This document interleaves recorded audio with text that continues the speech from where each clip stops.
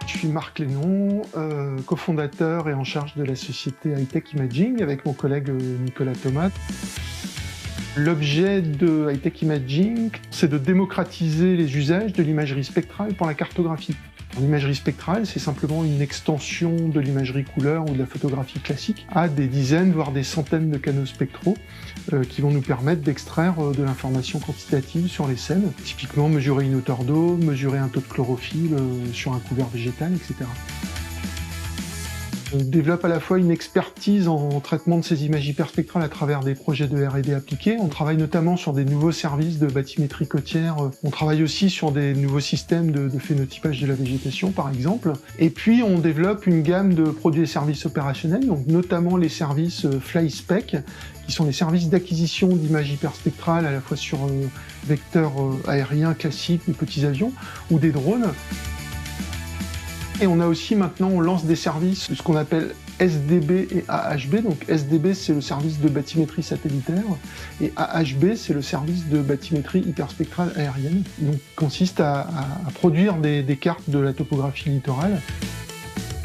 On a conçu et on opère un système qui s'appelle STORM, qui est un système d'aide au recensement de la mégafaune marine en avion, basé sur des capteurs photos, et qui vient donc en support des observateurs pour les campagnes d'observation en mer. Et on s'ouvre en ce moment sur des applications notamment en agronomie, de phénotypage qualifié de culture, en minéralogie, sur de l'exploration minière, ou encore en archéologie, sur de la détection et caractérisation de structures.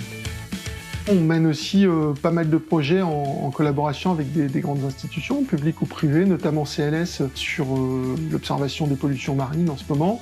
L'ENSTA Bretagne également, qui est un institut de recherche qui nous épaule sur des parties plus théoriques d'estimation d'incertitude de mesure en particulier. Et puis, dernier point, finalement, on est en phase d'internationalisation également avec l'ouverture de bureaux en cours de discussion au Canada.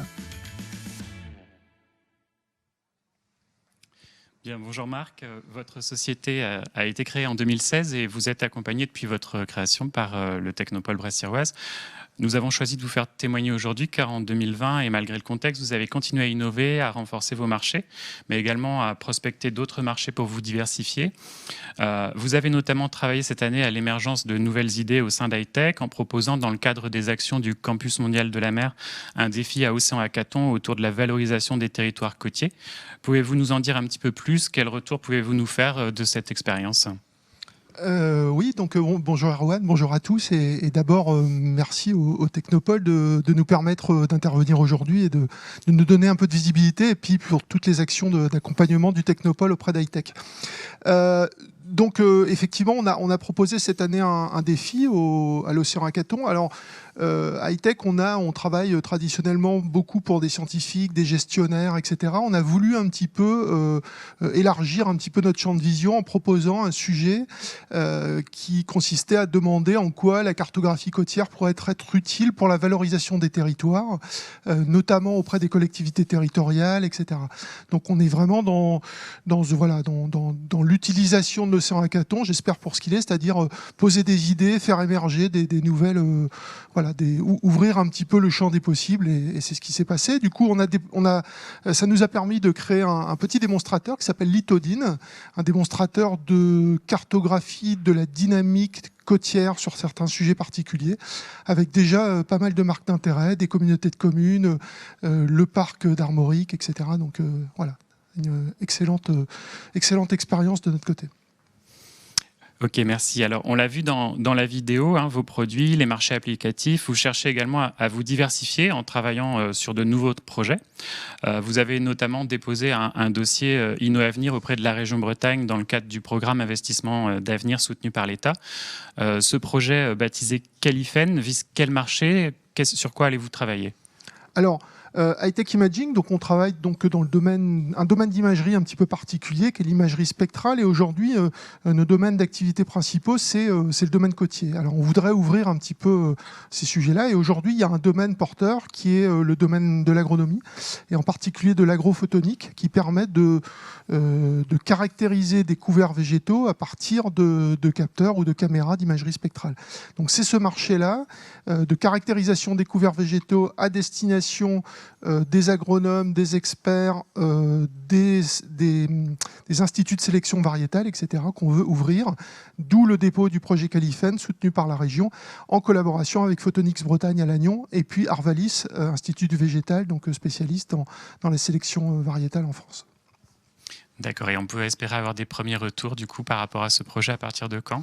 Alors les premiers, là on va développer des prototypes, Califen démarre juste à l'instant, on attend les premiers retours d'ici 2 ans, 2 ans et demi à peu près. Ok, merci. Alors, c'est vrai que lorsqu'on cherche à se diversifier, on dit souvent que le plus dur pour une entreprise innovante est de pouvoir expérimenter son marché, de concrétiser avec un premier client. La région Bretagne a mis en place un appel à projet expérimentation d'innovation numérique, visant justement à faciliter la réalisation de ces projets d'expérimentation pour lequel le réseau des 7 technopoles est opérateur. Vous avez déposé un projet avec l'Université de La Rochelle comme expérimentateur. Pouvez-vous nous en dire un petit peu plus aussi sur cette expérimentation et qu'est-ce qui sera testé concrètement dans le cadre de ce programme? Alors, tout à fait. Donc, on a une gamme de services actuellement en cours qui consiste à développer des produits d'observation de la mégafaune marine en mer pour les grands programmes nationaux pilotés par l'État, le ministère de la Transition écologique et sous couvert de l'Office français pour la biodiversité. Alors, il y a un nouveau marché qui s'ouvre sur ces sujets-là, qui est le marché du monitoring des sites d'EMR, donc d'énergie marine renouvelable. Et sur ces sites, donc, on cherche, nous, à pénétrer ce marché grâce au système qu'on a mis en place pour l'État, d'où le dépôt de ce projet STORM, qui consiste à développer une activité de détection automatique de la mégafaune à partir de ces photos prises en avion pour adresser le marché des EMR, qui est un marché un petit peu particulier, qui a besoin de ces procédures d'identification et de comptage automatique. D'accord, merci. Donc on parle diversification, mais vous n'oubliez pas cependant vos marchés d'origine et vous cherchez à vous renforcer, notamment sur le marché du spatial. D'ailleurs, cette année, vous avez fait acte de candidature à l'incubateur ESABIC Nord France, pour lequel vous avez été retenu. Qu'est-ce que vous espérez retirer de cette phase d'incubation au sein de l'incubateur ? Alors, historiquement, notre activité vient plutôt du bas, c'est-à-dire on part du sol, on utilise des drones, puis des avions. On voudrait maintenant accélérer un petit peu nos activités satellitaires qui sont un petit peu en background high-tech. Et donc, pour ça, on profite du gros intérêt pour nous d'avoir sur le territoire l'incubateur ESABIC. Donc, on y a postulé pour booster un peu nos applications satellitaires et le renforcement marché, finalement, sur ces sujets de combinaison drone plus satellite pour le monitoring de l'environnement côtier. Donc c'est vraiment le sujet qu'on a proposé à l'incubateur ESABIC.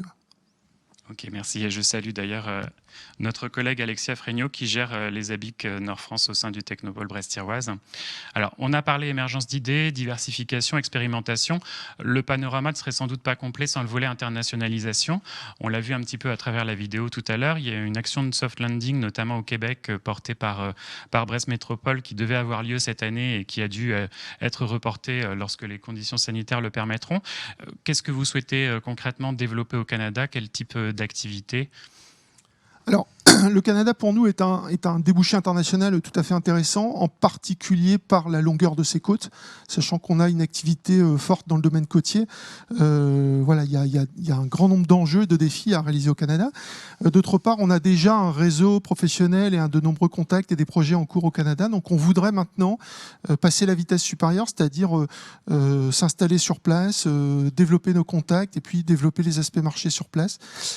D'où le fait qu'on ait postulé au programme Soft Landing du Technopôle. Alors, comme vous disiez, Arwan, malheureusement, cette année, les conditions sanitaires ne nous ont pas permis de réaliser le voyage en question, mais dès que la situation s'améliorera, on veille à y aller et à intégrer nos activités sur place. Bien, merci Marc en tout cas. Et pour ceux qui souhaitent en savoir plus sur l'activité d'Hightech Imaging, je les invite à vous retrouver sur votre site web hightech-imaging.fr et vous pouvez aussi retrouver la vidéo de présentation de votre activité sur le site du Technopôle. Je vous remercie. Merci Marc. Merci encore au Technopôle et à son soutien à toutes nos activités et au développement d'Hightech.